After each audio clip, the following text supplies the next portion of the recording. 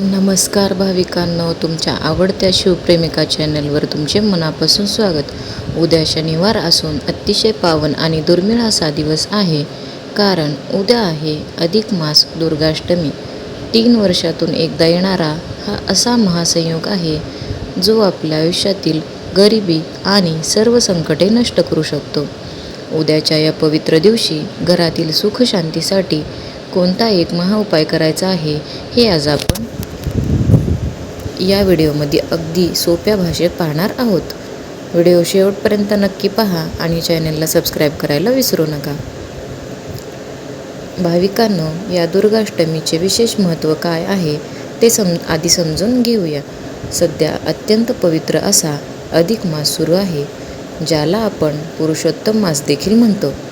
हा महिना भगवान विष्णूंना समर्पित असतो आणि अष्टमी ही तिथी आदिमायाशक्ती म्हणजेच माता दुर्गेची तिथी मानली जाते. त्यामुळे या दिवशी पूजा केल्याने माता लक्ष्मी, भगवान नारायण आणि देवोके देव महादेव या तिघांचाही महाआशीर्वाद आपल्याला एकाच वेळी मिळतो. 3 वर्षातून एकदाच असा दुर्मिळ योग येतो. त्यामुळे ज्यांच्या घरात पैशांची चणचण आहे किंवा सतत आजारपण आणि वादविवाद होत असतात, त्यांच्यासाठी उद्याचा दिवस हा सर्वोत्तम दिवस आहे.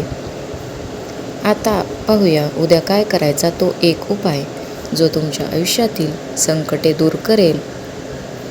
उद्या सकाळी किंवा संध्याकाळी स्वच्छ अंघोळ करून स्वच्छ कपडे परिधान करावेत.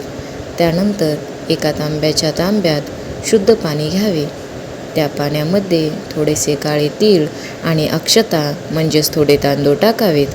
हे जल घेऊन तुमच्या जवळच्या महादेवाच्या मंदिरात जावे आणि पिंडीवर अगदी संथ गतीने अर्पण करावे. जल अर्पण करताना महादेवांना मनोभावे प्रार्थना करावी की, हे महादेवा, माझ्या घरातील सर्व संकटे, गरिबी आणि नकारात्मकता दूर कर. अधिक मासाचे स्वामी विष्णू आहेत आणि विष्णू महादेव हे एकच मानले जातात. त्यामुळे हा उपाय खूप प्रभावी ठरतो. यासोबतच उद्या माता दुर्गेची पूजा करताना देवीला पिवळ्या रंगाचा नैवेद्य दाखवावा. तुम्ही घरात पिवळा शिरा बनवू शकता किंवा पिवळी केळी देखील अर्पण करू शकता. पिवळा रंग अधिक मासात विष्णूंना अत्यंत प्रिय आहे आणि तो देवीलाही प्रसन्न करतो. उद्याच्या दिवशी घरात कोणाशीही वाद घालू नका. सात्विक अन्न ग्रहण करा आणि संध्याकाळी मुख्य दारावर एक दिवा नक्की लावा.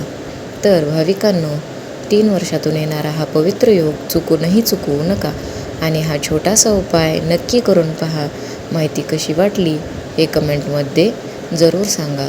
जय माता दी किंवा हर हर महादेव लिहून नक्की सांगा.